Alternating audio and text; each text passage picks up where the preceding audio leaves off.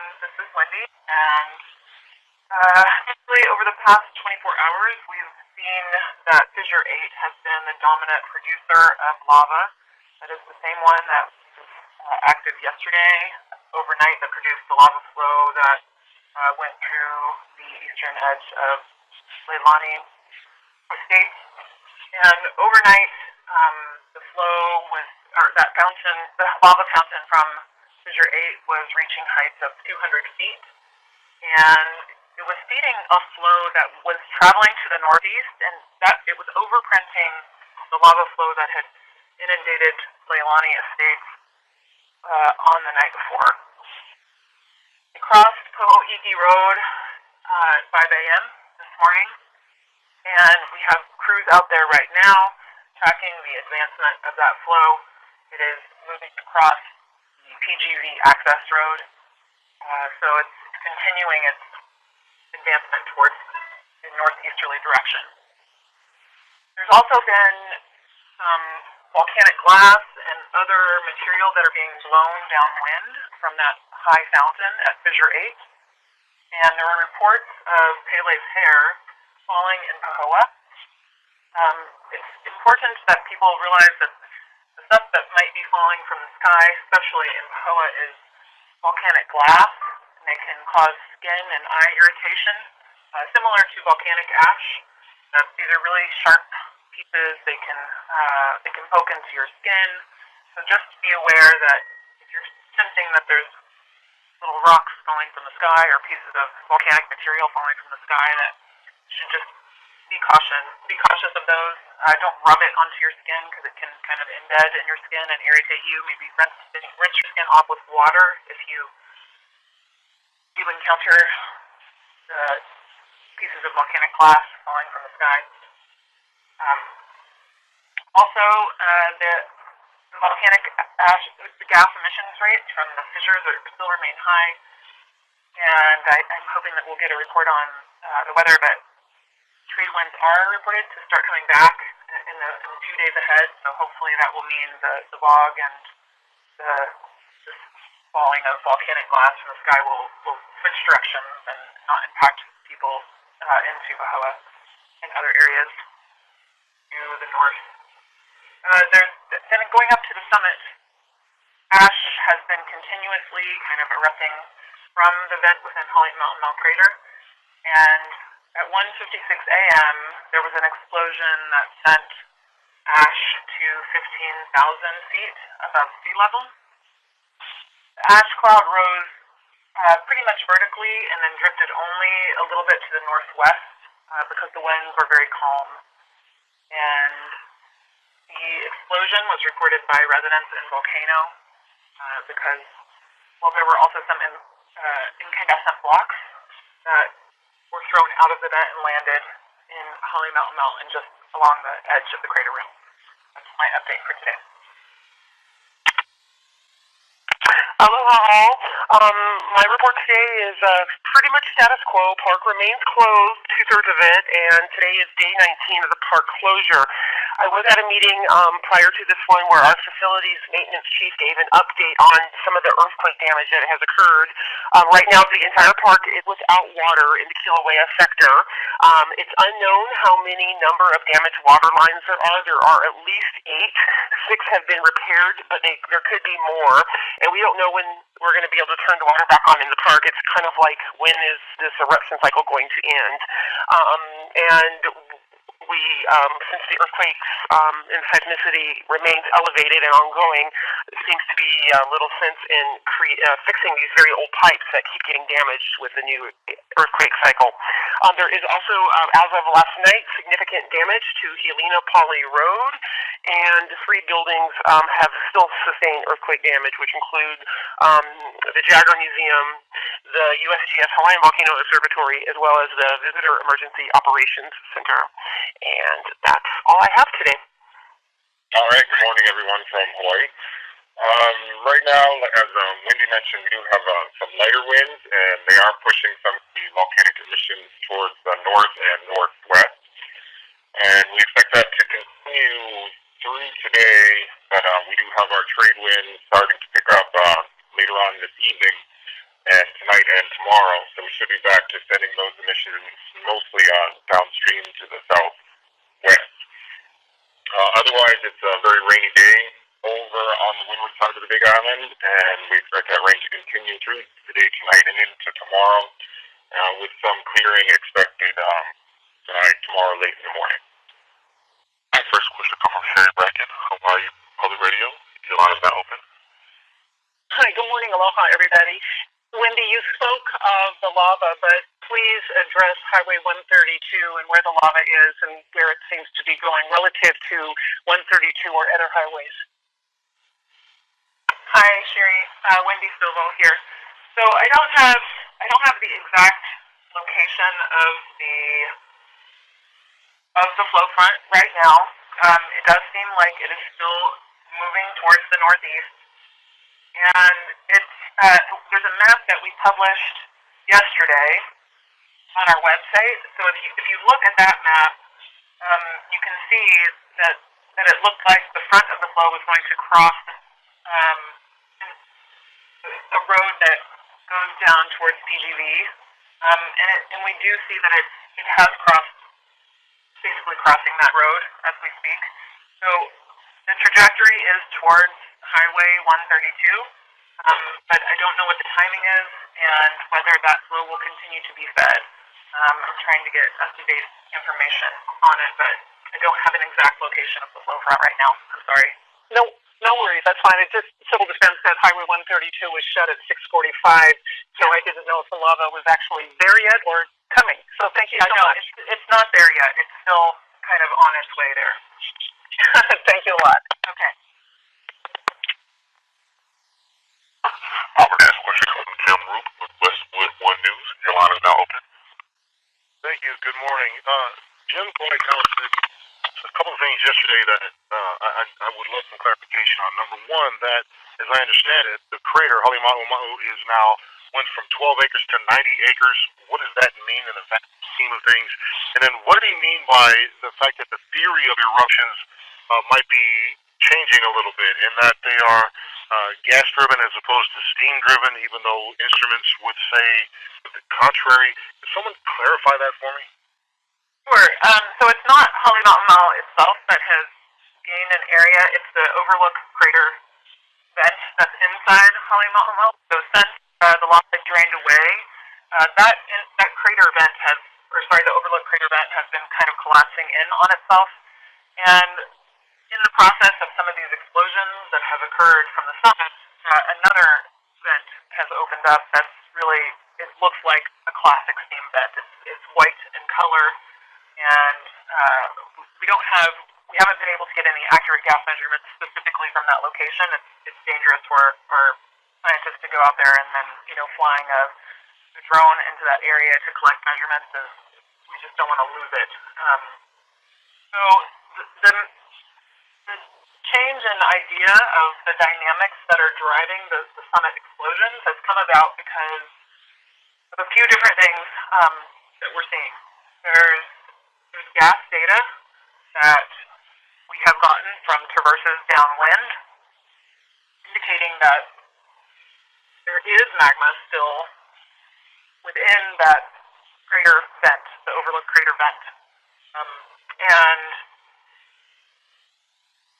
the material that is coming out in the process of explosion has some what we call juvenile material. So it's little bits of lava, essentially, that are thrown out, in addition to, the corroded rocks that are from within the vent. So we have two things. We have certainty for volcanic gases, like SO2, and some other volcanic gases. And then we have these juvenile components.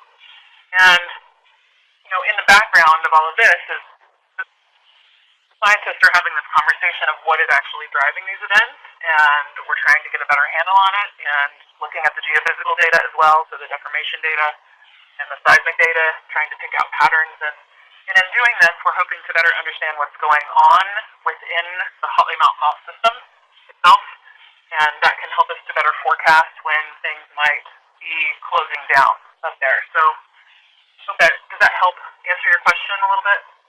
Actually, it does. Thank you very much. Yeah, you're welcome. Right, Mike. Our next question comes from Miguel Marquez, CNN. Your line is now open. Thank you very much. Wendy, very quick question for you. On a big picture, can you give us a sense of where you think this new activity, the new lava is coming from? We seem to have a couple of days where lots of fissures went dormant, and then several reactivated yesterday, and now obviously 8 is really sort of working away, it seems. Any ideas sort of what that play in the sort of vast system of plumbing? Okay. Wendy Stovall, USGS. So the way that we are envisioning this is that the whole, it's called a dike. It's a perpendicular plane of magma that has risen up to the surface in the area where these fissures are active.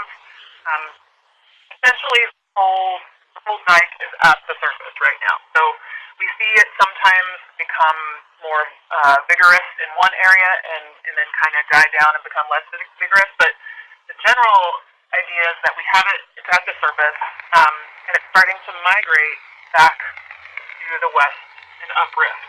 So that's, 2 days ago, fissure 7 was the most active one. 2 days before that, the vents that were, the vents that were a little bit further to the east were active, and so we're still seeing this progression back towards the east.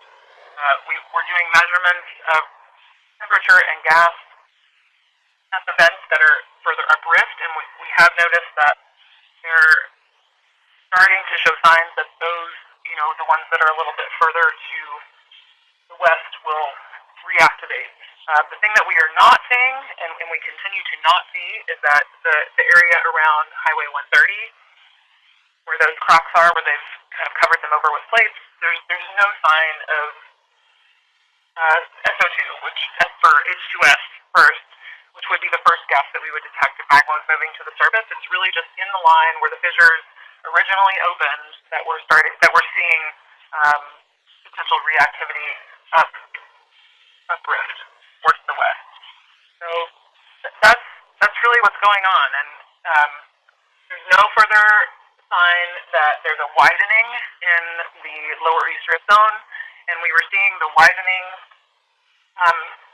The widening was indicating that there was magma that's pressurized in that system pushing out, so we're not seeing that anymore. And we do expect things to probably continue to migrate still to the west. So. Thank you.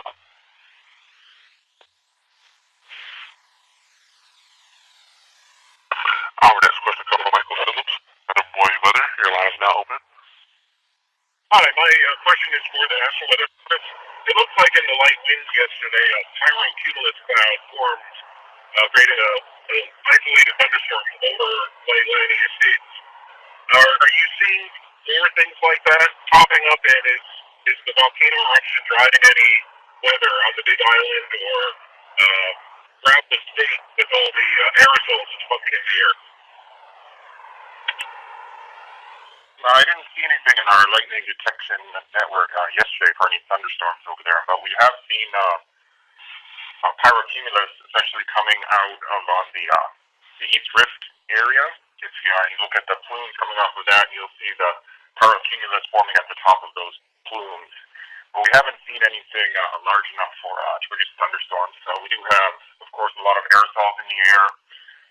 On the other side of the island in Kona, it's very hazy over there with visibilities below or at 5 miles with the all the particulates in the air that kind of traverse down from the crater around the island to the southwest and then come up and around and affect the leeward side of the island.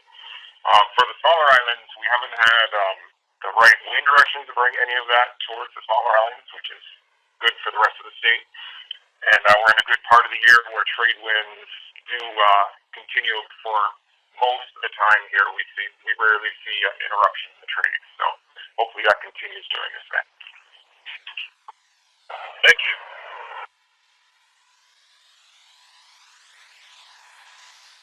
Our next question comes from Michael Brestavinsky with Hawaii Tribune Herald. Your line is now open. Thank you. This one's for Wendy again. The lava lately has been obviously a little bit faster than it has been in the past. People around a couple hundred in an hour.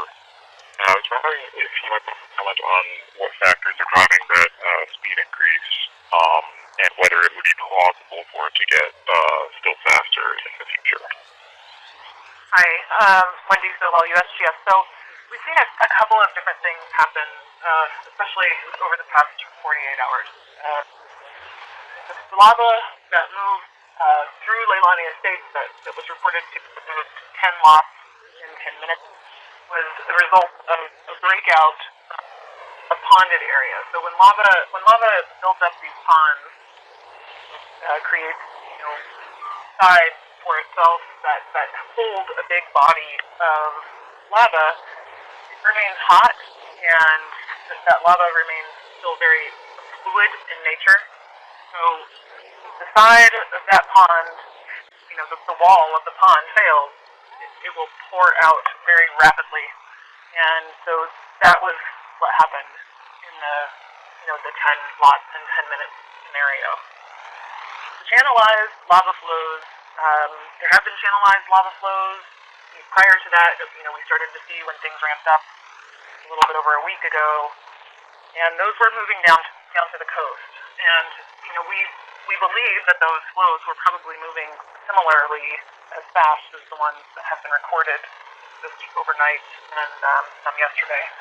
So it's just really a process of how the lava is contained for how fast it flows.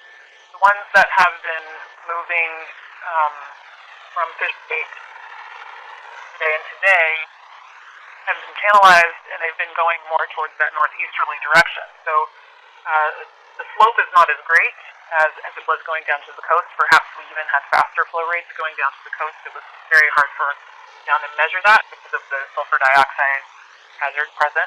We didn't want to put anyone downwind with that for long periods of time. But we have finally been able to get these calculations of some of these channelized flows, and Fissure 8 is really the dominant direction of flow is to the northeast, and so we have been able to get those measurements. The lava coming off of those fountains is very hot. We had high temperature measurements from them several days ago. We don't think that the temperatures have gone down significantly, and because it's hot, it allows to stay more fluid and flow more freely, and that's why we're seeing those higher flow rates. Thank you. Next question comes from Rosemary Otto with Honolulu Star Advertiser. Your line is now open. Hi, this message, this question is for Wendy. Just talking back a little bit where you mentioned there was some incandescent blocks that were thrown and landed on the edge of the crater rim. Can you please expound on that? Can you quantify how many blocks were thrown in that explosion? Okay, this is Wendy Stovall. So I actually haven't seen the footage of it, but we have webcams that are up at the HVO, still on the HVO tower that are side tower that are at Hollywood. So after the eruption happened last night, one of our scientists that was on watch combed back through those images and noted that there are white blocks. They are, when they're white, they're incandescent when they show up in the cameras. And the reason why they're incandescent is because you're now, changing our frame of reference, and these magmatic gases, as they're streaming through the vent, are very hot, and those are continuing to heat the blocks that are in the walls of the vent. And so when the explosions happen, it throws out those hot blocks, and we can see them in webcam imagery, especially overnight. It's very easy to see them overnight. Thank you, Wendy. Yeah. And I just want to note that we're hopefully going to be able to install a thermal camera to better quantify and note when those incandescent blocks are being thrown out, and also how far they're reaching. So without putting anyone in harm's way to go out on the crater floor and measure those things, we should be able to see how many there are and where they're landing, and hopefully we'll have some more detailed information once we get those cameras in place. Great. Thanks again. Our next question comes from Heidi Chang. Your line is now open. Thank you. Aloha. I have a question for Wendy. Wendy, in the past you've talked about how lays has been an ongoing phenomenon. My question is about Pelly's hair. How frequent is it? Is it rare, or how often do you see it falling? And could you describe it a little bit more, how it's created, and when it falls, how dangerous is it, and how it can affect people? Thank you. Hi, this is Wendy Stovall. So, Pele's hair is something that occurs in fountaining eruptions, and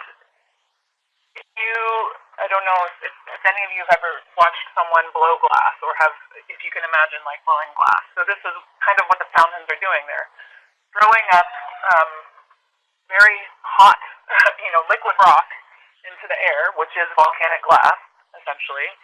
And when the pieces cool, as they're flying through the air, they leave these strands of, long strands of glass behind them. And those strands cool as the molten material is flying through the air. That's Pele's hair, those cooled strands of volcanic glass that are coming off of the fountain, usually off the tops of the fountain. Over the past 24 hours, people have started to notice it because the winds have shifted. And so even though we had high fountains earlier in this eruption, the trades were strong, and they were blowing things downwind or away from Pahoa, which is where we've had these reports of the Pele's hair. So that's the formation process and why we haven't seen them until recently. I've done a lot of work in the field and have kind of looked at deposits of Pele's hair, and if you put it in your hand and you've like crumbled it up, then it's like tiny little needles, so it would just poke into your skin, and that's really it's not specifically a hazard. It's not in a huge amount. There's not like large quantities of Pele's hair falling from the sky. It just you might never see it falling on you, and you might see some little bits of what look like shiny little strings, or they almost look like spider webs. And they land on your skin. And if you rub your skin, just like if you were to walk in an attic that had fiberglass, if you rub your skin when you got that on your skin, then it would irritate you. And it's not going to cause you any, it's not going to hurt you for a long period of time. It's just going to be an irritant, a skin irritant. Or if it gets in your eyes, it will irritate your eyes. Thank you. Welcome. Our next question comes from Denise Layton with USA Today. Your line is now open. Hi, my question is for Wendy. Wendy, I am looking at the map that was released by USGS yesterday. Earlier in the call, you mentioned that Fissure 8 has channelized lava and it's moving northeast. There's a path of deepest descent, blue line on the map that would take the lava across 132 and then downslope towards Beach Road, which is about 5 miles downslope. Are you seeing the lava stay true to that path of deepest descent, fast-moving channelized flow that's coming from Fissure 8? I actually haven't. I haven't gotten an exact location for where that lava is going down, but to travel, we haven't seen lava flows that have reached distances yet, like down to the Beach Road area. So we can't even start to think about whether it would get that far. But we do know that it has crossed over the PGV access road, and that's just to the north. There's if you're looking at that map, there's a 1955 flow and then like a topographic high area, so it's going just kind of around that area, and has crossed the PGV road. So again, not exactly sure where it is right now. I can try to find out. My question was if the lava was following the path of deepest descent, if it was staying true to that, because it seems to be a little bit offset from the path of deepest descent right now. So a little bit to the south of it. Gotcha. Howard S. Question from Michael Brzezinski with the Hawaii Tribune Herald. Your line is now open. Hi, thanks again. Another one for Wendy. I know the composition of the lava, the more recent lava, has been newer lava rather than the stuff that's been sitting in the East Rift Zone for the past several decades. Can you update what the composition of the latest flow from Fissure 8 was now? We don't have a new number on that. I'm sorry.